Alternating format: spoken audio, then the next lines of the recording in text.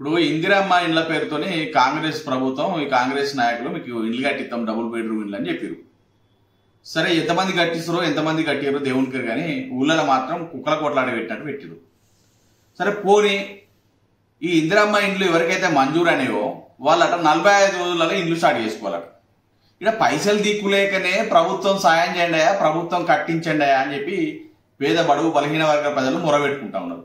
మీరు కూడా ఎలక్షన్లలో మేము మీకు 5 లక్షలు ఇస్తాం, మీకు ఇల్లు కట్టిస్తాం అని చెప్పేసి డంబాకోరు మాటలన్నీ మాట్లాడారు. మళ్ళీ వాళ్ళు ఏమంటారు, ఇల్లు మంజూరు కాగానే మీరు మొదలు పెట్టారు 45 రోజులు అంటే. ఆ 45 రోజుల పైసలు ఎక్కడ ఉండాలని వాడు అప్పు సప్పు చేసుకొని ఇంటికి పెట్టుకోవన్నా. ఎవడు ఇవ్వాలి అప్పు? లేనోనికే కదా నువ్వు ఇల్లు ఇచ్చేది. మళ్ళీ అప్పులు తెచ్చుకొని ఇల్లు స్టార్ట్ చేసే పరిస్థితి ఏర్పడుతుంది. సరే పోనీ గంగల పోని 4 రూపాయలు సేటు దగ్గరనో అన్నదారనో అక్కదారనో అప్పు తెచ్చుకుంటాం, స్టార్ట్ చేస్తాం. నువ్వు 5 లక్షలు ఎన్నడియాలి? నువ్వు ఇస్తావో ఇవ్వవో తెలియదు. నువ్వు మోసం చేస్తే ఈ కాంగ్రెస్ ప్రభుత్వం మళ్ళీ వీళ్ళు ఏడపోవాలి, అప్పు ఎడగట్టుకోవాలి, అప్పు ఎట్లా తీరువాలి? మీరు గతంలో కూడా గట్నే రైతుల రుణమాఫీ చేస్తామని చెప్పి ఎగ్గొట్టినావు, రైతు భరోసా ఇస్తానని అట్లా ఎగ్గొట్టిరు.